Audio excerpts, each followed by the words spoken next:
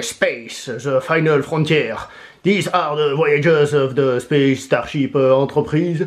It's a 5-year mission to explore strange new worlds, to seek new worlds and new civilization, and both to go where no man is gonna, before, vous avez compris quoi. Ta-ta, ta-ta, ta-ta-ta-ta-ta, ta-ta, ta-ta-ta-ta-ta.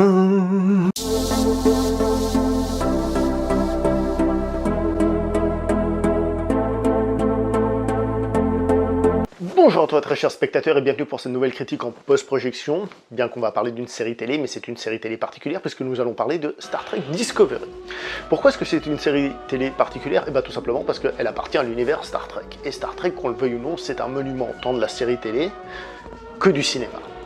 En effet, Star Trek c'est, je ne sais plus combien de films, je crois qu'il y en a 10 dans la saga originale plus les 3 reboots, ça fait beaucoup. Et qu'on ne me dise pas que la forme de l'Enterprise n'est pas une forme de vaisseau culte de l'histoire du cinéma. Star Trek est une série, une saga que j'ai découvert quand j'étais petit à travers les films, après j'ai regardé les séries télé, et donc je dois avouer que, sans être un Trekkie ou un Trekker, je ne suis pas un grand méga fan, je suis quand même quelqu'un qui apprécie l'univers. D'ailleurs, ce n'est pas pour rien si je possède plusieurs saisons et séries en DVD. Lorsque J.J. Abrams a décidé de relancer la saga avec leur reboot, il y avait des nouveaux fans, et pour moi, ils ont juste craché dans la soupe. Ils ont fait un pur reboot, en disant c'est la suite, mais c'est un reboot quand même, ils ont trouvé une astuce pour faire genre, et ce qui m'a vraiment dérangé en fait, plus que ça, c'est surtout le fait que ce qui va sauver l'univers dans ce film, c'est le fait que Monsieur Kirk et Monsieur Spock deviennent amis, comme si c'était une espèce d'alliance céleste qui allait illuminer la galaxie. C'est du fanservice, mais pour moi c'était du fanservice très mal fait, quoi. C'est le fait que les deux s'entendent qui va sauver la galaxie. Tu pouvais quand même faire mieux. Honnêtement, tu pouvais faire mieux.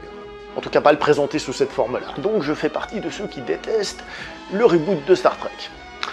En plus de ça, je l'aime pas beaucoup, c'est pas que je déteste, mais je l'aime pas beaucoup parce qu'il est en effet, comme l'avait dit J.J. Abrams lui-même, il est beaucoup plus Star Wars, il est beaucoup plus action, il est beaucoup plus échange de lasers et tout ça, et beaucoup vous diront que ce n'est pas l'esprit Star Trek. A savoir que quand j'étais gamin, moi j'étais très fan de Star Wars, et un pote était fan de Star Trek, et en fait, on s'est fait connaître la saga l'un à l'autre, et c'est comme ça que maintenant j'apprécie les deux. Donc pour moi, c'est pas tant un souci de faire du Star Wars, c'est juste dommage d'avoir deux sagas si emblématiques et si différentes, et d'en faire la même chose, alors que justement, elles avaient chacune leur identité. Alors quand j'ai appris que Netflix allait produire une nouvelle série Star Trek, j'étais content, qui plus est quand on m'a dit qu'elle serait dans la timeline d'origine, de la saga originale. J'ai fait waouh, alors ça c'est intéressant, là je me suis réjoui. Pour les raisons de cette critique, je vais diviser ça sur deux axes. Le premier, c'est l'aspect univers Star Trek, que vaut cette série dans l'univers Star Trek, et l'autre, c'est que vaut cette série en tant que série tout court, si on oublie l'univers Star Trek. Avant d'aller plus loin, j'aimerais juste vous toucher un petit mot sur les acteurs, et surtout sur deux actrices. Donc celle qui aura, je pense, le rôle principal de toute la saga, alors je vais sans doute mal prononcer son nom, Sonequa Martin Green, qui, je trouve, est beaucoup trop émotive. Elle surjoue les émotions comme ça pendant tout l'épisode. Mais bon, au vu du personnage, ça a l'air normal, puisque ça a l'air d'être complexe au niveau des émotions, des Vulcains, etc. Ça m'a l'air correct, seulement je la trouve pour le moment pas méga à l'aise. On verra comment la série évolue à ce niveau-là. Et j'ai surtout envie de vous parler, parce que je l'adore, de Michelle Yeoh.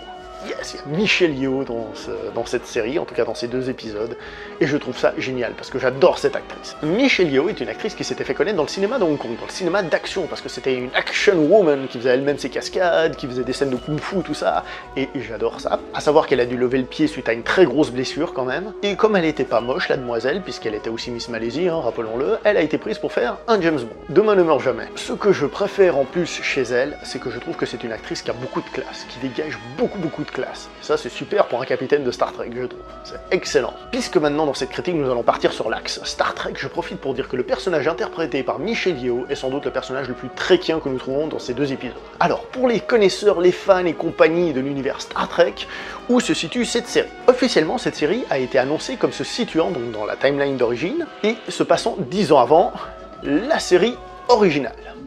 Donc elle est censée se passer 10 ans avant celle-là.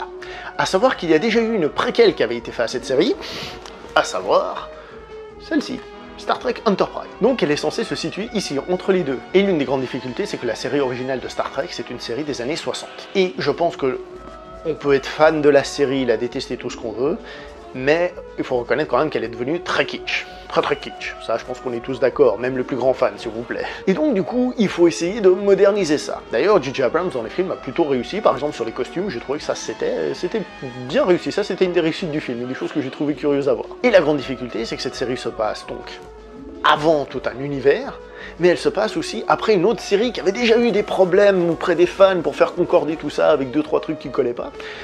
Mais je trouve personnellement la série Star Trek Enterprise très réussie. Je trouve qu'elle correspond parfaitement à l'univers Star Trek, elle fait exprès d'être un petit peu maladroite sur certains sujets, justement, comme si les humains n'avaient pas encore appris les leçons, etc.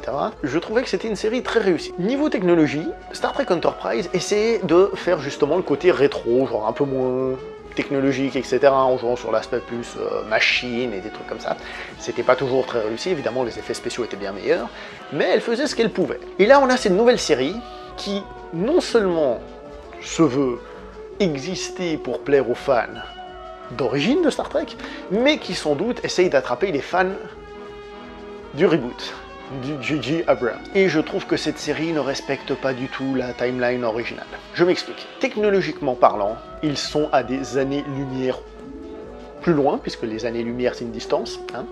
Ils sont à des années-lumière technologiquement parlant par rapport à la série originale. Ils sont largement au-dessus technologiquement, très largement. Je pense par exemple aux hologrammes. Dans cette série, semble-t-il que lorsque les vaisseaux communiquent, le capitaine ou la personne qui parle est représenté avec un hologramme 3D, un peu comme dans Star Wars justement. Et ça casse un des trucs de Star Trek, c'est le célèbre sur-écran. Je veux dire, dans Star Trek, ils ont leur passerelle, et il y a l'écran, et quand ils reçoivent un message, ils demandent ou non de le mettre sur écran. Ce qui prouve bien qu'ils ont une technologie d'avance. Et ça, c'est qu'un exemple, évidemment, hein, il y en a plein d'autres, hein, mais je prends ça comme exemple. Autre chose qui va vexer les fans, je pense, c'est l'apparence des Klingons. Klingons, vous les appelez comme vous voulez, moi je vais les appeler les Klingons, parce que c'est comme ça qu'ils les appelaient dans les doublages d'origine quand j'ai découvert Star Trek, et il faut reconnaître qu'ils ressemblent pas du tout à ce qu'on avait vu avant.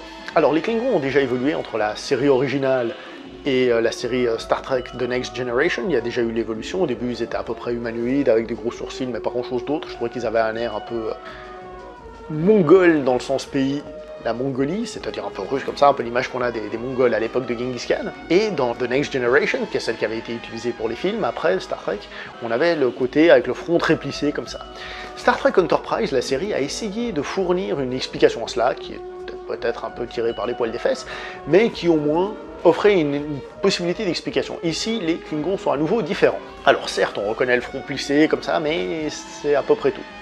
Et quand je dis qu'ils sont très différents, c'est qu'ils sont très différents physiquement, mais aussi leur vaisseau. Leur vaisseau ne ressemble pas du tout au vaisseau Klingon qu'on a déjà vu avant dans la série. Donc en gros, cette série envoie un petit peu valser l'univers Star Trek en tant que tel. L'autre chose qui risque de vexer les fans de Star Trek, c'est la thématique. Ici, nous ne sommes pas du tout dans la discussion, dans l'exploration, nous sommes dans la guerre. Clairement, nous sommes dans la guerre. C'est situation de guerre, explosion, guerre, coup de feu, explosion. Généralement, dans Star Trek, quand il y a de la guerre servait au récit. Ici, c'est clairement un récit de guerre. Et puisqu'on parle de la guerre, il faut aussi parler de la, on va dire, de la technologie de combat. Je trouve que les vaisseaux se tirent dessus comme dans Star Wars. Les lasers fusent, alors que généralement Star Trek se base plutôt sur des bateaux. Des gros bateaux, un peu si vous avez vu, je sais pas moi, des films de pirates, autres que Pirates des Caraïbes évidemment, ou si vous avez vu des films sur la guerre mondiale, donc les bateaux se déplacent lentement, on tire, pousse au-dessus, on réajuste le canon, ou alors ça peut aussi être comme des batailles de sous-marins. Je dis ça parce que la saga originale fait référence à un film de sous-marin justement dans un épisode. Et ici, justement, pour dynamiser la chose, bah, on est un peu plus dans Star Wars. Alors oui, c'est plus dynamique, mais c'est plus côté Star Trek qu'il y avait avant. Et dernière petite chose qui va sans doute vexer les gens, c'est que je trouve le principe de Star Trek, on peut l'aimer tout ce qu'on veut, mais il a vieilli, il est un petit peu vieillot. Le principe de Star Trek, c'est quoi? C'est une série à l'ancienne, c'est-à-dire, je rappelle, la série originale date des années 60, hein, donc c'est-à-dire l'épisode de la semaine, la planète de la semaine, l'épisode filler, le stand-alone, chaque épisode est indépendant et il n'a pas besoin du précédent pour exister. Donc on découvre la planète, il y a un petit problème, on le résout, on part. Et il faut reconnaître que c'est plus ce qui se fait de nos jours on aime bien le côté feuilletonesque, que les choses se développent. Et à ce niveau-là, bah, la série ne semble justement pas respecter ce côté Star Trek là. Personnellement, c'est pas là où je trouve que c'est un problème. Alors maintenant qu'on a vu que l'univers Star Trek a été un petit peu piétiné, on va parler de la série en tant que telle. Alors, pour le moment, il faut reconnaître que les deux épisodes que nous avons là sont déjà très beaux visuellement. Côté effets spéciaux, c'est magnifique. De plus, le rythme est soutenu et il y a de l'action. Donc, Franchement, je me suis pas ennuyé hein, sur ces 2 épisodes. Cependant, la série est moins prenante que d'autres très bonnes séries. Là, j'ai trouvé que c'était un peu... voilà. Et ça, c'est dû à quelque chose de très spécial, c'est simplement que nous sommes dans une série de science-fiction, mais elle ne développe pas du tout les thèmes de science-fiction. Il n'y a aucun thème de science-fiction là-dedans. La guerre peut être un thème de science-fiction, ça je tiens à le dire, mais il n'y a pas de réflexion, il n'y a pas de critique, il n'y a rien du tout. Franchement, j'ai trouvé ça relativement vide. J'ai trouvé cette... Il n'y a pas grand chose, c'était juste de l'intrigue et pas une intrigue super intéressante. Et comme j'ai dit tout à l'heure, ça par contre ça me semble être une qualité, la série semble plus feuilletonesque, donc exit les stand-alone, les épisodes filler. Maintenant, semble-t-il, il y aurait une progression et donc une histoire qui sera sans doute plus dense. C'est pour ça que si pour le moment je critique la série en disant qu'elle me semble très pauvre, elle va sans doute évoluer et nous fournir quelque chose de très intéressant. Donc l'avenir nous le dira, c'est pour ça que je ne peux pas être trop méchant avec cette série. Mais pour le moment, j'avoue que c'est pas la révolution, et quand on connaît les fans hardcore de Star Trek, à mon avis, ça va faire mal. Donc récapitulons simplement. En tant que série télé, je trouve cette série correcte, on verra ce que ça donne, il y a des sujets, mais bon, on verra. En tant que série de science-fiction, je trouve cela très pauvre, je trouve qu'il n'y a aucun sujet réellement intéressant, voilà. Et en tant que série Star Trek, c'est simplement HS, hors sujet, ça respecte pas le milieu, ça pourrait s'appeler totalement autrement, parce que sans atteindre le niveau, c'est une série qui est un peu plus tournée, par exemple Battlestar Galactica, le reboot que j'avais adoré, c'est beaucoup plus dans cette direction-là, mais sans en avoir la puissance, puisque Battlestar Galactica avait justement beaucoup de sujets de science-fiction. Je me permets quand même une petite parenthèse pour dire que Star Trek Enterprise, je sais plus à quelle saison, partait aussi un peu dans le Battlestar Galactica, on se disait oh, ça change complètement, là, comme si l'ancien Star Trek n'existait plus. Et la série peu à peu s'est re-Star Trekisée, un peu comme si c'était non, c'est pas la guerre, c'est pas tout ça, il faut qu'on redevienne humain et tout ça. Et j'ai trouvé que la série avait fait ça très intelligemment. On verra ce qu'il en deviendra de Discovery. Pour le moment, je suis pas passionné, pour le moment, je ne suis pas convaincu. On verra ce qu'il nous propose, je crois qu'il y aura 12 épisodes, si je dis pas de bêtises, à cette saison, et on verra ce qu'il propose. Voilà, c'est tout pour cette critique, j'espère qu'elle vous a plu, on se revoit prochainement pour une prochaine critique. Alors jusque là, portez-vous bien, brossez-vous les dents, etc. Ciao!